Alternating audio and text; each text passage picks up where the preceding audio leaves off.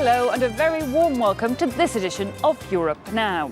60 years ago, on the 25th of March 1957, the leaders of 6 different countries came here to Rome to sign a treaty. That treaty established the European Economic Community, the basis of the EU today. And while 6 decades on, the EU has grown, one member, the UK, has now decided to leave. And the number of anti-EU political parties is on the rise across the bloc. So, is this the beginning of the end, or is there really something to celebrate as we mark this anniversary? In this edition, we're going to be meeting with some of the grandchildren of the men who signed that text to see how they feel the EU has changed their lives, for better or for worse. And indeed, we'll be looking at the impact the EU is having on many of the issues here in Italy, notably when it comes to migration or the economy.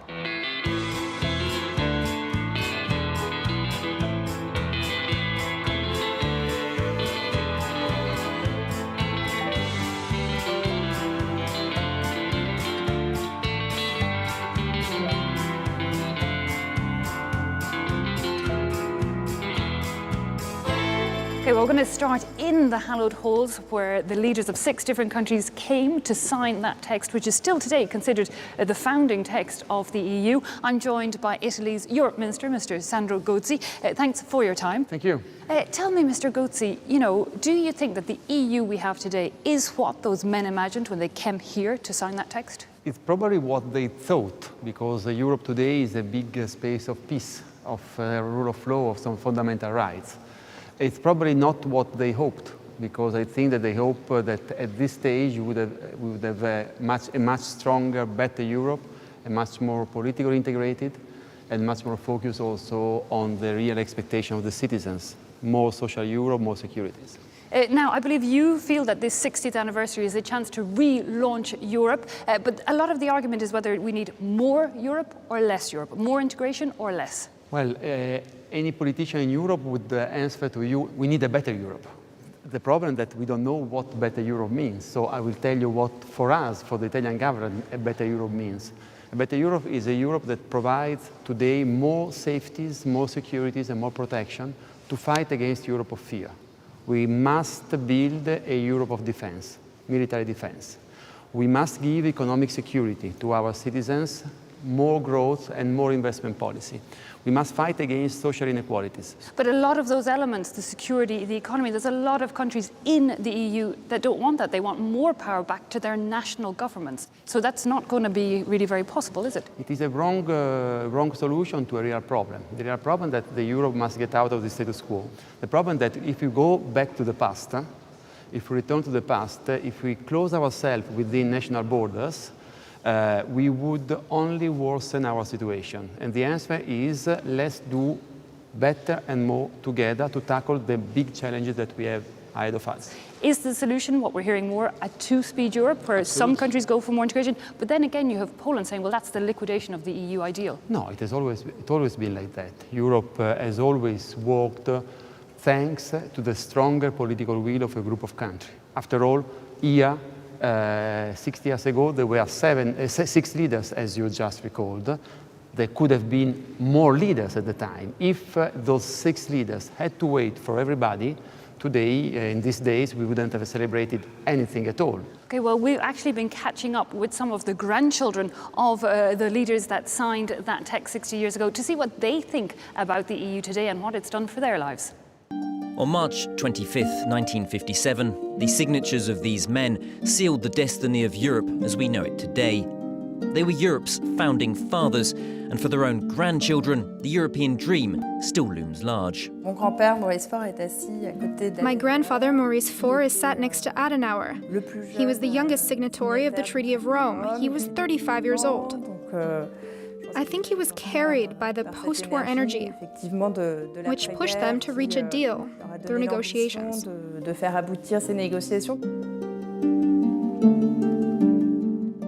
For my grandfather, Benvenuti, the Treaty of Rome was, it has to be said, a compromise, in that for him, the real goal was to build a political union. For us, our grandfather was there during this historic phase. It's taken on a mythical status.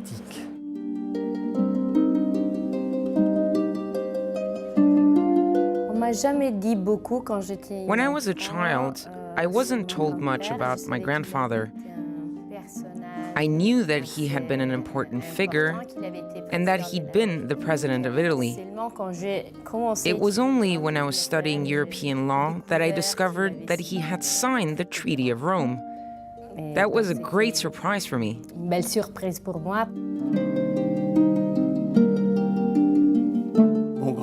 My grandfather was Prime Minister of Belgium as well as Foreign Minister. Throughout his life, he believed passionately in Europe. He taught us about the love of a vision for Europe, the idea of peace between a whole host of different peoples, nations that have been fighting amongst themselves for centuries, and now there was peace. 3 generations on, Europe has been at the heart of all of their lives. Ludovico Benvenuti spends his working days at the European Parliament. I know this place well. I spend a lot of time here. This descendant of the Italian signatory is now a lobbyist. Working in Brussels means he's close to where the major decisions are made.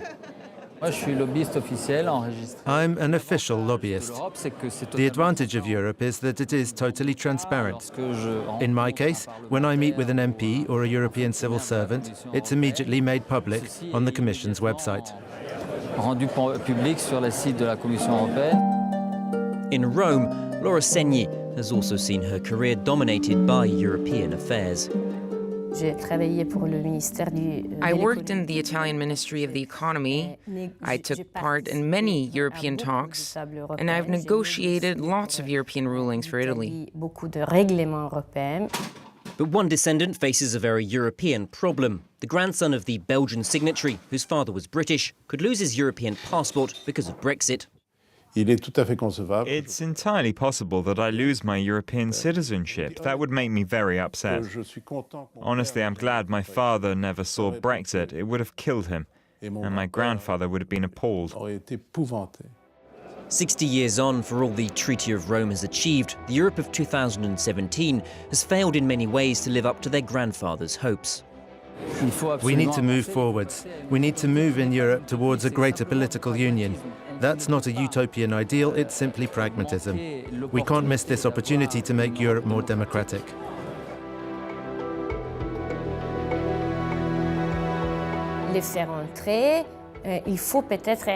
We have to be realistic.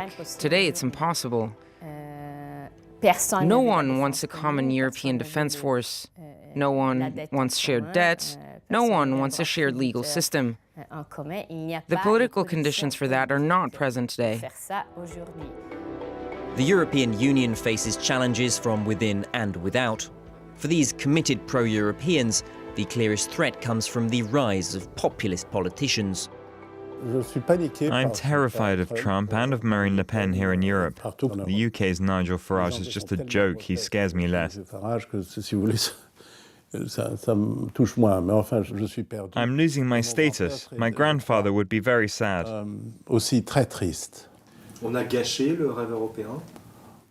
We are spoiling it. We haven't destroyed it yet. I refuse to let that happen.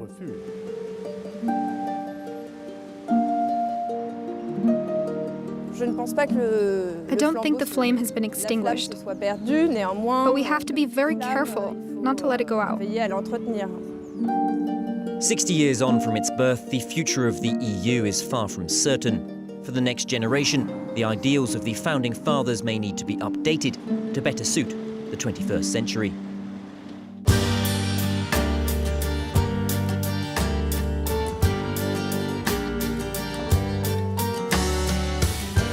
Mr. Godse, we were seeing there one of the grandsons of one of those leaders that signed the text is actually going to lose his EU nationality because of the Brexit. You have in the past said that the Brexit is the beginning of the disintegration of the EU. Indeed, we're seeing anti-EU parties grow across the bloc. Is it not in some ways the beginning of the end? If we remain in the status quo, it is sure. It is clear that Europe, on many ways today, is not working and is getting far and far from your citizens' lives. So we must absolutely give a new boost to European integration. Then Brexit. Brexit is a choice that we have to respect, but It is not an opportunity. Now, of course, the text that was signed, those 6 decades ago, really focused on economic cooperation. That was the focus of the text. Is that still for you the EU's main goal today? It's more about the economy? It is a lot about economy today. We hope that it will be more and more about democracy, about social union, about rule of law. When you look, however, at the economy, Italy's economy really struggling of late. I believe the debt is now reaching a record 133% of GDP, not bringing it in line with the EU rules and coming under fire from Brussels. Is the EU being too harsh on Italy? The public debt for the first time is going to be stabilized this year. We are going to reduce the deficit. It is clear that we want to pursue our dialogue with the European Commission. I think that there has been an over-dramatization of this negotiation, which is part of the game, part of the rules.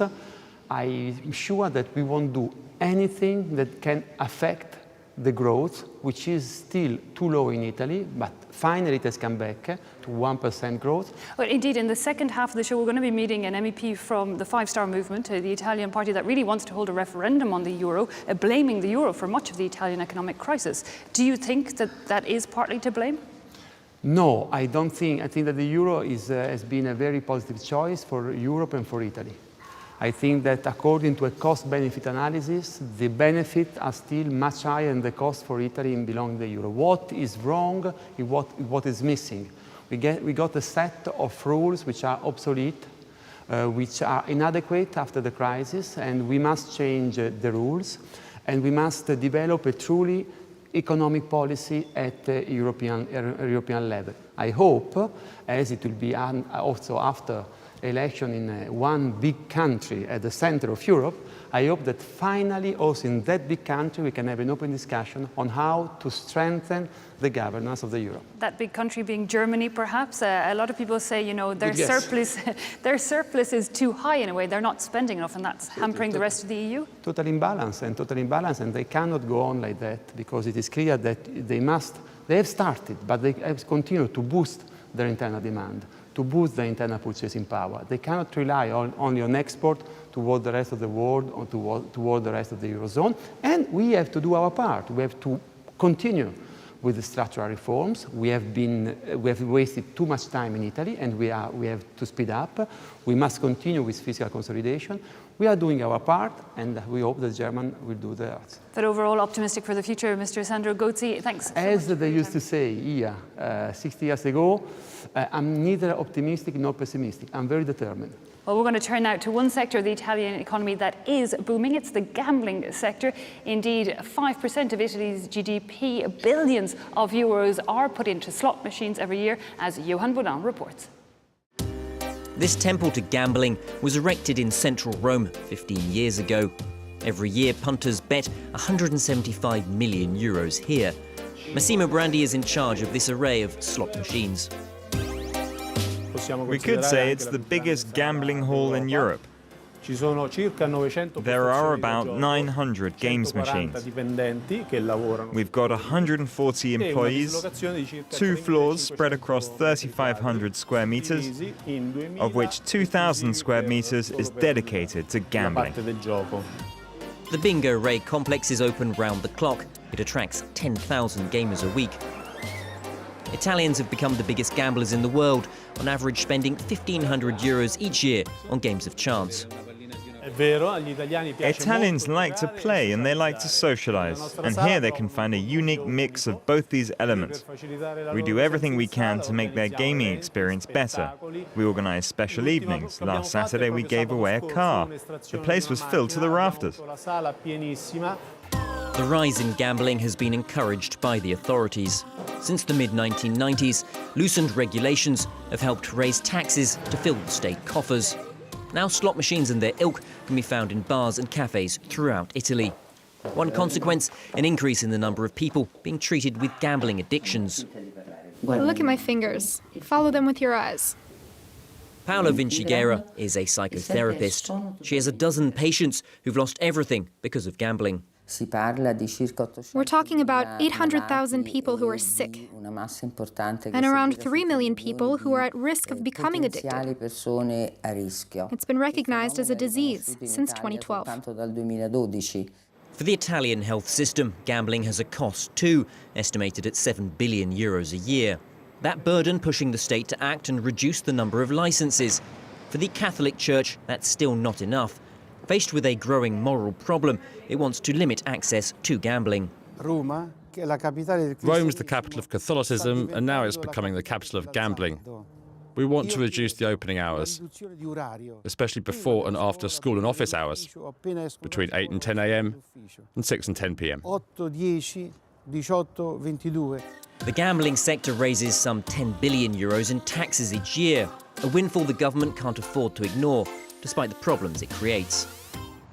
Well, that brings us to the end of the first half of the show, but join us again after the news, when, among other things, we'll be looking at the migration situation here in Italy. The government is looking at measures that would encourage more integration of asylum seekers already here. Find out more after the break.